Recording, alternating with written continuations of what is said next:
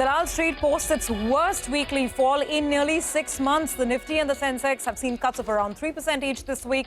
All sectoral indices ending in the red. The IT index has tanked 8% in 5 trading sessions. The pharma index is down about 5%. Over the next 30 minutes, we'll decode the week gone by, what's behind this latest bout of weakness on the street.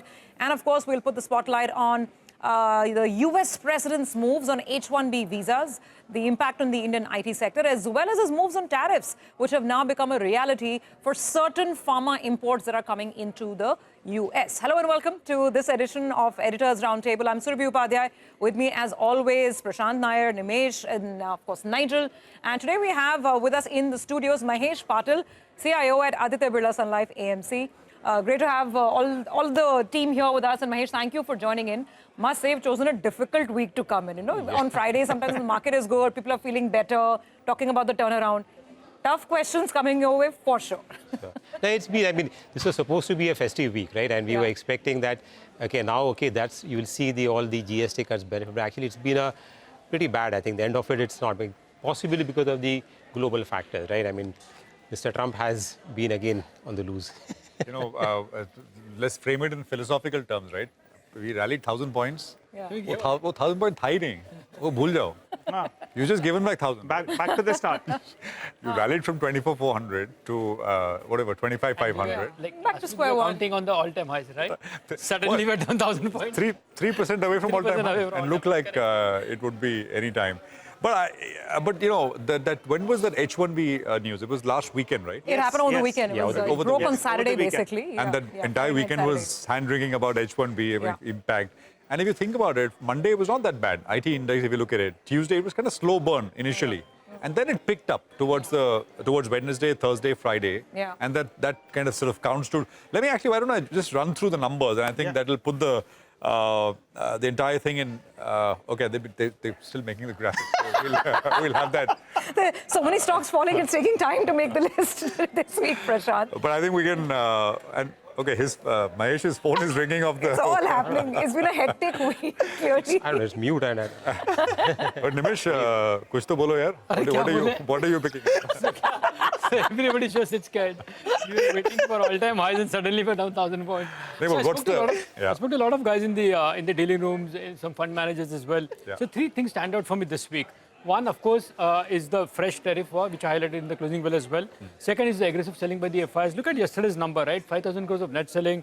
The gross number was 22,000 crores. And there is a chatter around large funds, sovereign funds looking to sell out of India at this point in time. And that's largely because of the fears of how far this US-India war can escalate as far as tariffs are concerned.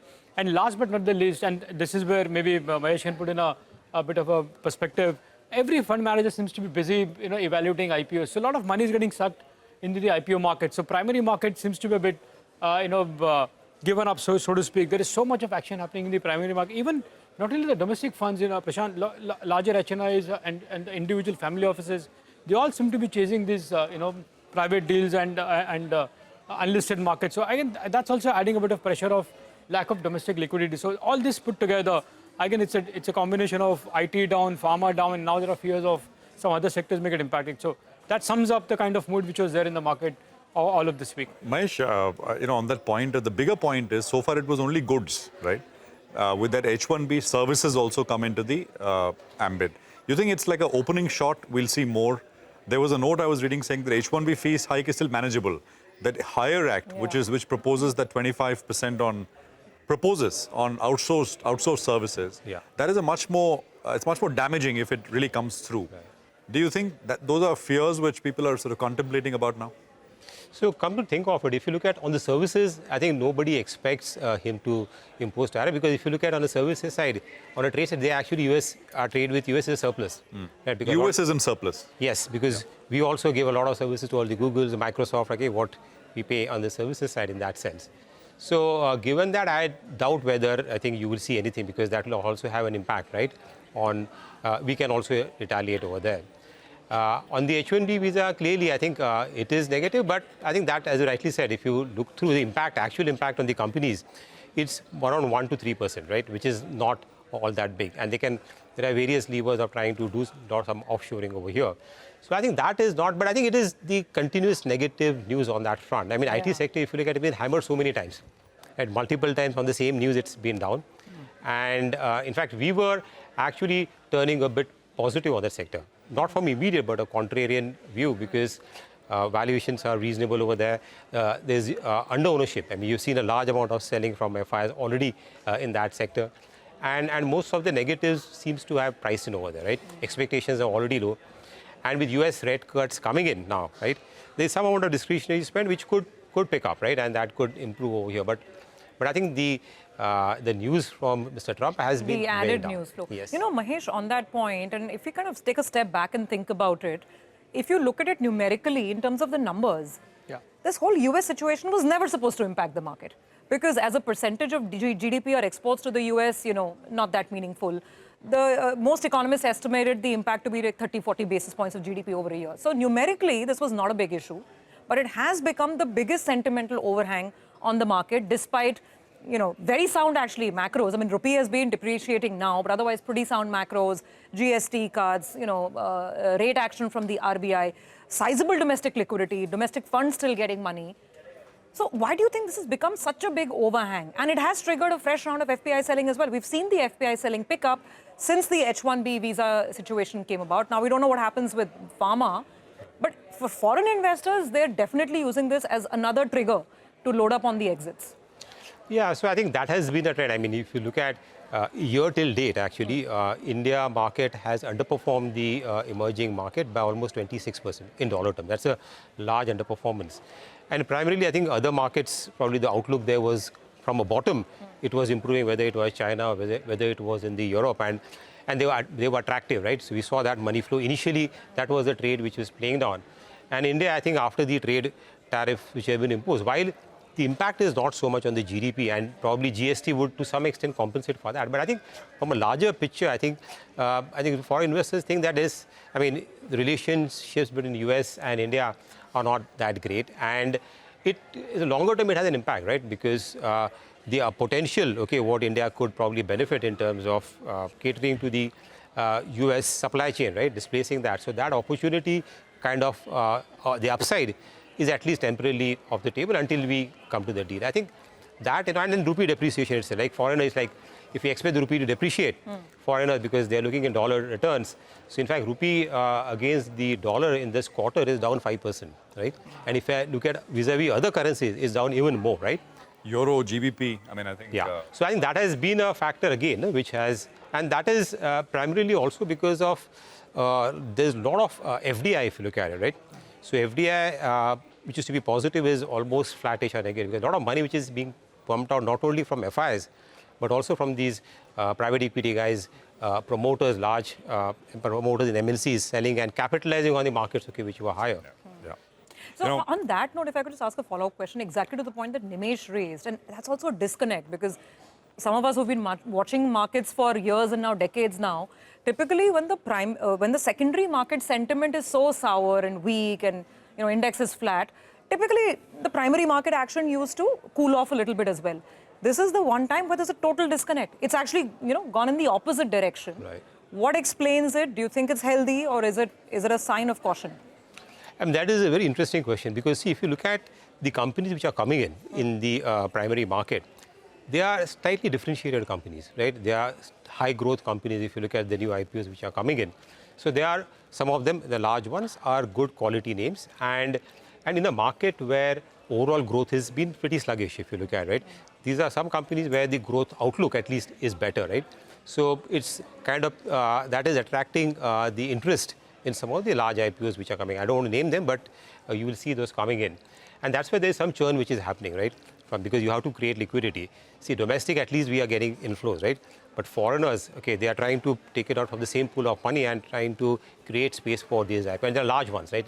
Now we are seeing almost $1 billion, $2 billion IPOs in the pipeline in the next single company in the next 2 to 3 months. PhonePe is coming. Many others are coming. Yeah, we have some large ones lined up. Okay, Arundhati tells me that we can put the numbers out. Actually, before the numbers, I wanted to put that graphic out. It's just the chart for the Nifty. Basically, just it'll come up on your screen, and let's put that up. Yeah, there you go. Yeah, that's the one. Very clearly, I think they say picture worth 1,000 words and all. tells you very clearly what's happened, right? I mean, 1,000-point move higher, as you can see. And, you know, the levels that you see, that's nothing but the retracement from the low of 24,404 to the high that the market got to. And now, as of Friday's close, we've kind of broken below the 61.8 and about 200 points between where we closed to the starting point. So back where we started. Okay, now the damage this week, Nifty down 3%, the Nifty Bank down 2%, the mid-cap index down 5%, the small-cap index down 5% as well. So these are pretty large cuts, the broader markets especially. All sectors negative. Even the sector which lost the least was the metals index, down 1%. The largest cuts, IT 8, real estate 6, pharma 5.5, capital markets 5%. And then I looked at the NSE 500 universe. Before that, IT stocks. Actually, on the Nifty, maybe one or two names which are higher, like Maruti, etc., but otherwise all down. TechM down 10, TCS down 8.5, Wipro down 8, and that's the reason why the IT index was down 8 itself. NSE 500, lots of pharma, lots of IT again. Coforge 14% cut, Emphasis 11% cut.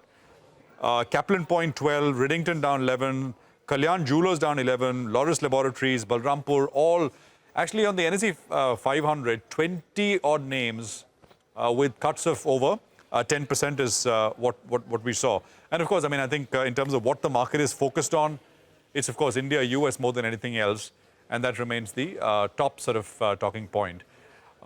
Let's just, Nigel, why don't you come in and run us through the IT and Pharma is what you're looking at, right? Well, that's right. I think the domestic factors at play are definitely good. Whether you talk about the RBI cuts, whether you talk about GST 2.0, we're expecting earnings to pick up as well. But I think the market is fixated for the animal spirits to come back. We need to see India-US trade deal. And that's the reason that we are seeing so much of selling. And just case in point, two sectors this week. Mr. Modi got the birthday wish from Mr. Trump, and everyone was running off with the races that we're going to get a deal, etc. But over the last weekend, he went and surprised everyone. He said that an H-1B visa from 2027 onwards will cost $100,000 odd. There was a clarification that this is one-time in nature. In the near term, it's not going to be there. But in the time to come, this is definitely going to hurt. And the intent to hurt a particular sector, that is what is weighing on sentiment out there. And, we had a couple of brokerages that said that the impact on earnings could be 7 to around 17% approximately. On an annualized basis, it could be 2 to 5% odd.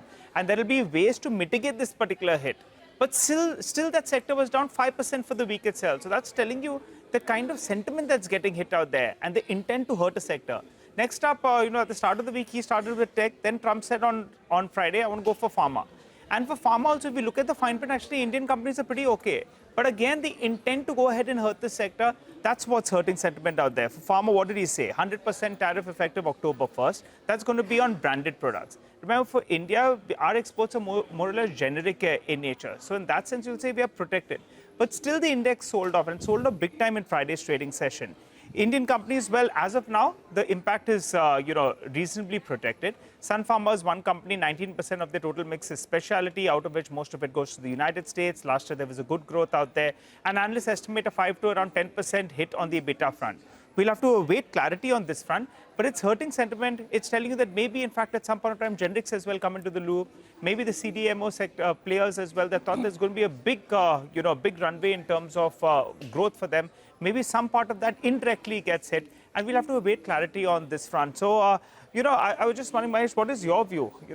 It seems on the domestic front, we're taking various measures, which is good, right? The problem is, sentiment is getting hit.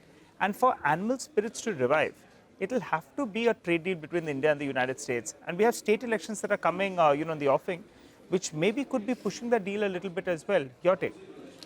Yeah, no. So I think, while the GST cut has improved the sentiment on the demand side, right? So that is something which is positive. But really, for it to sustain, right? Because the key question is how long the GST cut will sustain the buoyancy what you are seeing in the auto sector, other sectors. So that has to be followed by the capex cycle coming up, and that's key, because in this period of uncertainty, right, especially on tariffs, large investors or businessmen who want to invest, they will still want to wait out and get a clarity over there. So I think that private capex, which will lead to the next cycle of growth, right?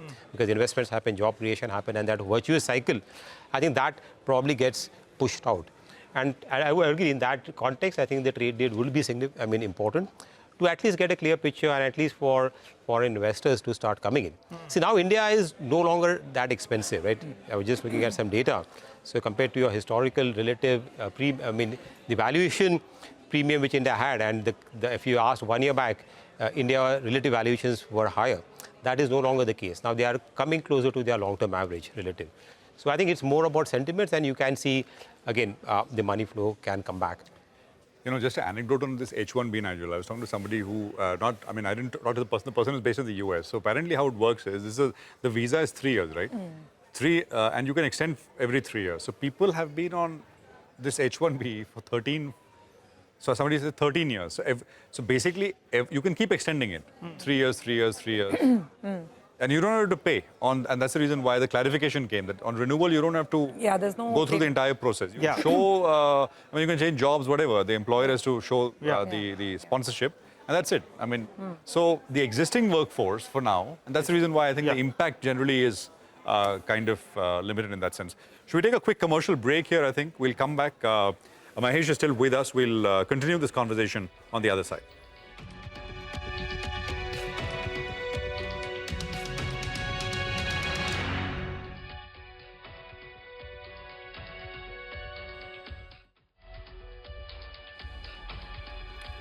Welcome back. You're with us on Editors Roundtable, and we're in conversation with Mahesh Patil. Mahesh was just telling us in the break how the positions are shifting. At the asset management company at Birla Sun Life. So Mahesh, just take us through that call, because you seem to be now slowly taking a slight tilt from capex to consumption. Now we want to understand that what in consumption. Clearly, you're taking that call, believing that this is a more durable trend, not a passing fad in the market after the GST cuts. So what is the approach to consumption? It's a very wide basket. Yeah, so I think if you look at it, post-COVID, the economy was driven by investments, right? Investment to GDP as a percentage went up. Again, primarily government side investment which was there. And that has now slowly come down as fiscal consolidation has happened. And for the first time, there's a shift from the government in trying to stimulate the demand side, as we talked about, right? So consumption, and there are other factors also. It's not only that. We've seen in the budget there was a tax cut which was there, which will favor the salaried people, rate cut, which has been there. Monsoons have been good, right? So all these factors, and there's been an underperformance in that sector, right? So that leads us to believe that this is a sector where we need to now tilt, and again, not a GST, just a kind of a trigger. And in that, while GST might give some kind of impetus to discretionary spend, especially in the auto sector. And again, if you look at the auto sector also, right, it's been down for quite some time. If you look at pre-COVID and now, the growth hasn't been really much. So I think with the stimulus, you will see some pent-up demand, some replacement cycle to kick in. So I would say that it would have still much longer legs over there. So auto is fine, but what about the others? Whether it's your value retailing, QSR, staples, so I think durables. it will percolate down, right? So if your disposable income, right, because whatever savings you have because of rate cut or interest rate cut, that should move into consumption. But only I think I would like to caution here is that because there's a lot of leverage which has happened at the personal level in the last 2-3 years. So some amount of that savings will go towards deleveraging also. So you'll not see everything being spent on consumption, but it will be there to delever at the balance sheet at individual level. Mahesh, next week the big trigger to watch out would be the RBI policy. The street seems to be divided at this point in time with regards to further rate cuts. What's your call, and how are you positioned towards the banking sector, and especially in real estate? Because post the IT fall, you've seen a bit of a reaction in the real estate names as well. Yeah. No, I think our view is that clearly you'll see a couple of rate cuts, in the next 6 months. Whether it happens, this policy or no, it's difficult to say that because, but there is a good possibility because. Inflation is very much under control. Yeah, it's been tracking well below the RBI trend, and with US also likely to cut more rates. I think they provide some room. The rupee has been a bit under pressure, but again, I think that is something which we look at. I think there's a broad consensus that you need to support, right, the GST rate cuts along with the monetary policy, so that the recovery in consumption is more sustainable. I would say that. Sure. In terms of the type of funds, for viewers who are watching, you have multi-asset kind of strategies, yes. Mahesh? Yeah. You think those are things to kind of sort of, gold has done phenomenally well, precious metals have done phenomenally well. Yeah. You're at perhaps one end of the interest rate cycle. Yeah. You've got equities which have been flat for a year. You think those are the kind of funds which perhaps over sectoral funds or, I mean, No, I think that's been what we have been advocating to investors for the last 1 year. And you're right. I mean, while it's difficult to make a call, nobody believed that gold could give you 40% return, right, in the last 1 year. And equities will be flat, right? But as a diversification, and the fact that equities were also looking kind of fairly priced, and we're seeing a kind of a slowdown in earnings growth. So that's the category which naturally, and again, our view on fixed income was also that now rates have peaked out, right? So you could play that cycle also, at least slightly, with extending some amount of duration in a portfolio. Even now also we feel that there is some amount of duration play, which is there tactically to play into the bond portfolio. So given that, I think multi-asset allocation look fairly good, because that at least gives you some amount of kind of return. If if equities don't do well, you have others to compensate for that. And the view is not that you're going to runaway rally in equities even from here, right? I mean, it's still a kind of a more moderate view. So it's better to diversify. You know, on a lighter note, I've seen conversations over the last several years shift from gold, from an Indian perspective, we're anyway over-owned, looking at, physical jewelry and all in the house, look at equities and all, to conversations talking about which is the best silver ETF to have. Can you still buy gold at, current levels on that? So, but that's again looking backward, right? Yeah. You don't know, right? Because if you see, people are seeing the gold, but I think where it is, right, while there are same drivers, but gold has also seen correction of around 50. People see gold is safe. Yeah. But if you see in the history, it has corrected by 15-20% multiple times. Yeah, declines can be sharp as well. So what's the one sector to bet on next 1 year? I mean, as I said, difficult to make that call, but I think if you want to play a kind of a contrarian and play the consumption, I think I would say auto sector has already this thing played out, but I think there could still be some more legs over there.